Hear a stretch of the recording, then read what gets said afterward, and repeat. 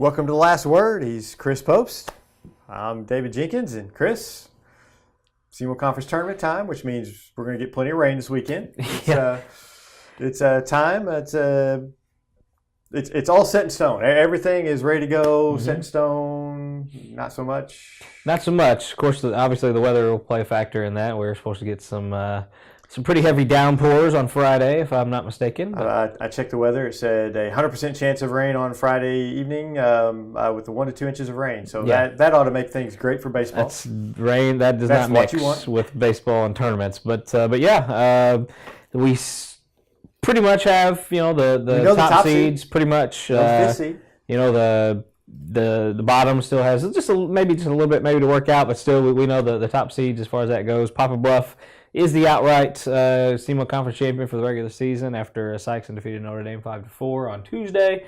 So a little bit of a shakeup there with Sykeston beating Notre Dame, because Notre Dame was on top of the SEMO Conference standings before that game. So Papa Bluff can thank Sykeston for that championship. The only time they ever thank Sykeston for. If they do this, I don't know how they feel about thanking Sykeston for anything.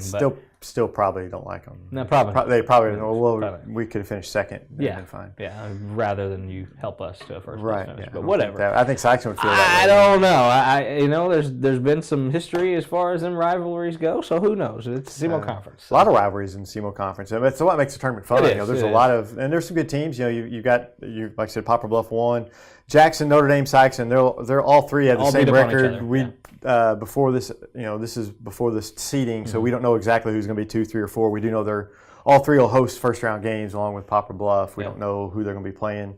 Kennett will be the 5th seed, and then the bottom 3, it's same as the other ones. They're Dexter, New Madrid, and Cape Central. They're all jumbled up. We don't know who's going to get seeded where. They all have the same record. So a lot of times it's what have you done for me lately? So I would think that Papa Bluff will be the 1, Jackson the 2, Sykeston the 3, Notre Dame the 4. That's kind of what I would think. That's what I would think, but who knows? I can see it either way. I mean, I can see Notre Dame being the 3, Sykeston the 4. I've got an idea. We can fix this whole thing. Jackson the 1, play the 5 in Kennett. Kennett go up and play Jackson, and the rest of them, we know who's going to be the home teams. Just jumble it up, pick a team, go play somebody. There you go. Because they're all apparently pretty much even with that level. So you might as well just do it that way. Have a little make it easy. I hear you. I think whichever's closest. The 2 teams that are closest go play each other. I think any of the top 5 teams are really. I mean, I think they got a shot. It really is. It's kind of a wide open tournament. They have beat up on each other a little bit this year, especially the top teams and the bottom teams as well. I mean, they each own it's jumbled. It's going to depend on weather. Yeah. I think weather will be, because if you can throw your ace twice, that changes things, as opposed to if you've got to use 3 pitchers in 3 days, or I guess it'd be 3 pitchers in 4 days. But I think it'll come down to that. You look at the pitching depth. You would think Poplar Bluff, they've got some pretty good pitching depth.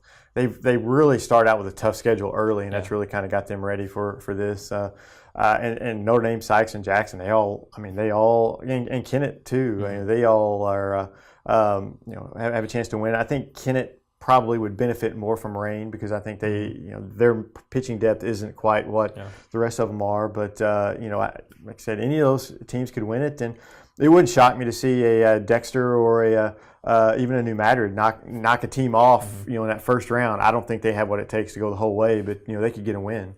I wouldn't be surprised at all. I know that just speaking of New Madrid, they've kind of had a rough go of it in the SEMO Conference, and 1 win, I believe, in there, and just hasn't really panned out, really. I mean, they've kind of over the years kind of been a team that maybe, this is a team that can maybe do something, and with an arm like Palmer Campbell, you got a shot, but they just haven't had it really this year. They're very young, I know that for sure. They got a lot of new faces and new spots, and after that pitching that kind of, I'm not saying it just drops off, but I mean, you just got a lot of inexperience on the mound after Palmer Campbell. So for New Madrid, it's just going to be about, and they're in that Class 4 District 1 this year. It's tough.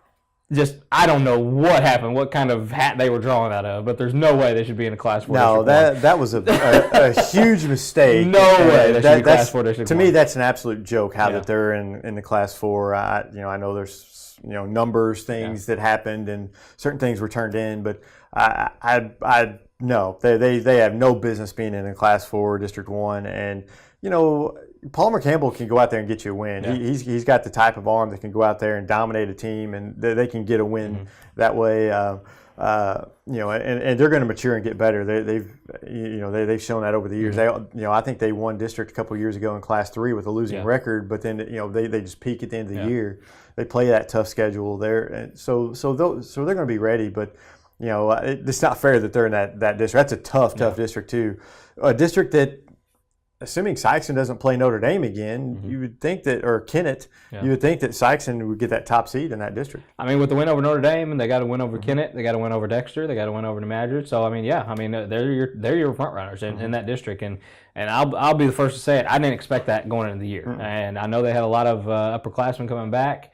My question was pitching, and they've kind of turned out some 2 quality starters for them, and Wyatt Pratt and Will Gilmore. I mean, when you give them the ball, you got a chance to win. And any kind of tournament setting, you have 2 guys that can go the distance, and if they need to, or 5-6 innings, pitch deep into the game.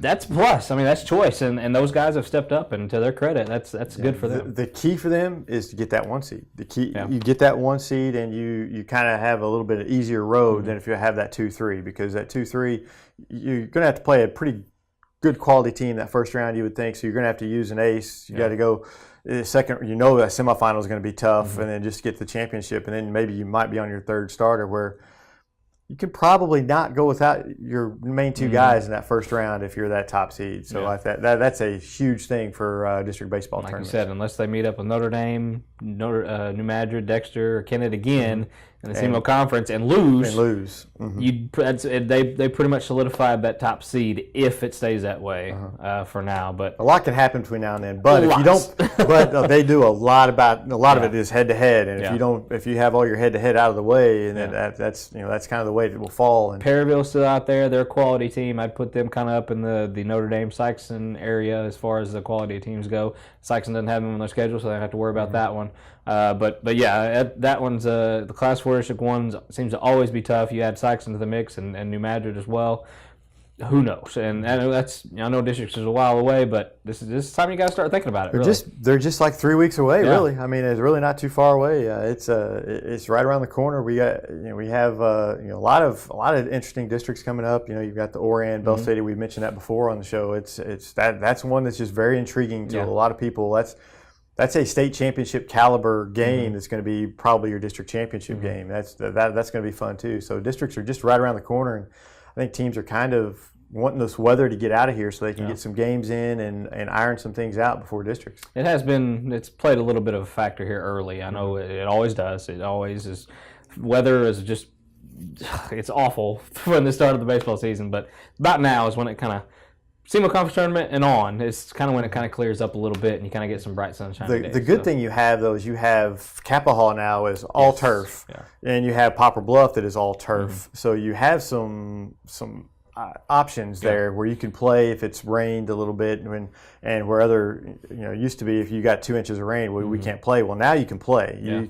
As long as it's not storming during those games and not pouring down sheets, you can play, and so there's a chance that they can get these games in. So that hopefully they'll be able to, and the storms will stay away, and maybe not those loser bracket games. I think the loser bracket games are supposed to be played, if I'm not mistaken, at like Notre Dame or something like that. They may get washed out, but hopefully the winners bracket games are usually played at Cap Hall, so they can get those in. SEMO Conference Tournament coming up this weekend. So if you're out and about, and if it's clear, go out and enjoy it. I know it's just a great place to go watch a game at Capitol Hall. I haven't got a chance to watch a lot of college games there, but I mean it's just a great atmosphere to watch baseball. So hopefully it can go on and without a hitch. But I don't see it. I don't see it happening. I'm anxious to see the new turf. If you can get the Friday games in, because I think the Storms are supposed to come in later. If you can get those games, maybe start them at 2 or 1 instead of 4. Might be able to get them in and before the Storms come in, you just kind of look at the radar and maybe you get those games in. Then Saturday you can maybe play on some turf and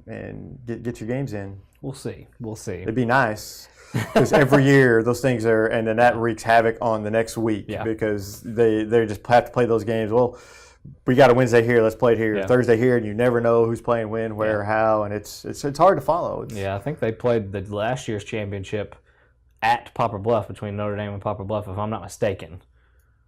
Was there I think there was a case like that? Yeah, there's always something popping up. Whether we've got and weather does, it plays a havoc on all spring sports, and it's we have conference track coming up in a couple of weeks. We have district soccer coming up in a few weeks. There's a lot of these teams want to be out on the field and get some things ironed out before districts.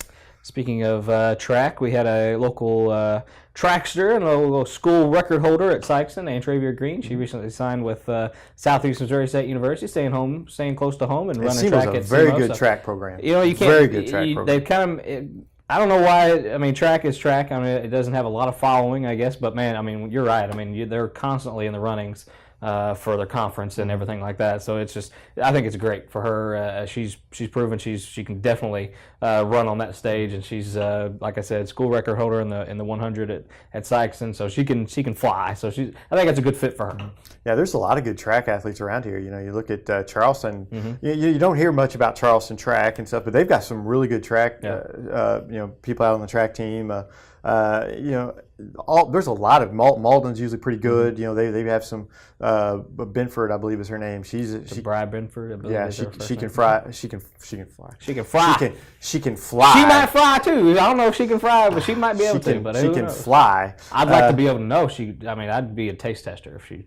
Oh yeah, no kidding. Yeah, but she's real fast, and there's a lot of good track athletes around here. That's how it is, man. We just got tons of talent around here. That's all we got. Yeah.